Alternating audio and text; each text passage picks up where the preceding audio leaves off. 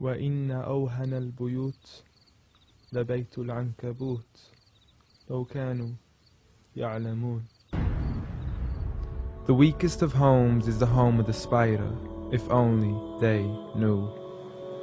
And it's not just because of the web, but also for what happens inside it too.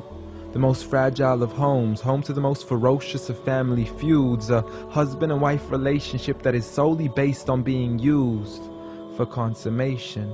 See, as soon as they finish mating, the wife would then consume the body of her own husband. It's disgusting, and so can the children be too. See, as soon as they mature, they would chew upon their own mother as a source of food. It's sinister, it's crude, I don't want to imagine it, but it's true. And such the examples that are used, not because God can be cruel, but for God to prove that the weakest of homes are those in which the inhabitants are abused. See, marriages are meant to bring happiness, and a home is a refuge of tranquility and comfort to all those who walk through. And if you ever do happen to fall into disputes, you must learn to understand that the marriage isn't always about you. Rather, it's learning to live together as one, although we are still living together as two. In a home where everybody knows that they belong, with love, kindness, and mercy, so we could all just get along, and there's no need for fighting every time something small goes wrong. Because you can't build a home upon violence and then expect it to stand strong. I mean, what kind of man would harm his wife in the darkness of the night, leaving her to bleed as he scars her for life, having her cover up her bruises as she tries to hide them from sight? See, he's so focused on her responsibilities, but fails to realize that he also owes her rights. See, as a husband, you're meant to provide, protect, respect, guide, and guard her.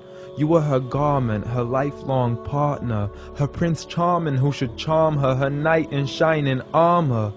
But a night has turned into a nightmare as he spends his nights trying to harm her. As she begs him on her knees, please, I need you to be calmer. I urge you, see, patience is a virtue. I never even heard you. I promise I didn't mean to hurt you. Please don't be mad. And please don't let the kids see, cause it's not right for a dad. It's sickening, it's sad that such scenes are happening in reality within the homes of so many broken families. It's a calamity that we forgot what the meaning of marriage is. Did you forget that the best of you in character is he who is best to his wife?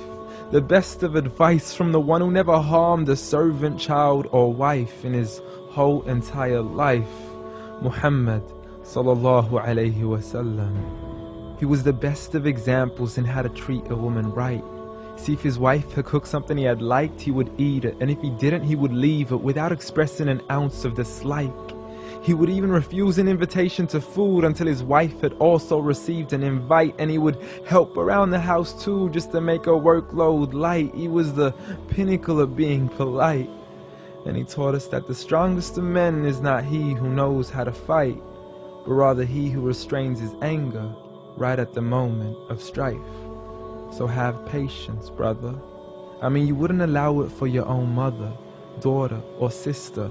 You wouldn't bear to watch another man punch and kick her, so the next time you even think to cause her trauma and hit her, you need to understand that she too is another man's mother, daughter, or sister.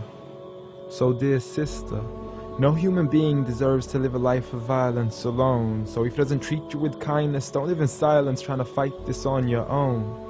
Rather seek help from God first, and don't be afraid to then pick up the phone and let your people know that you are no longer willing to live in the weakest of homes.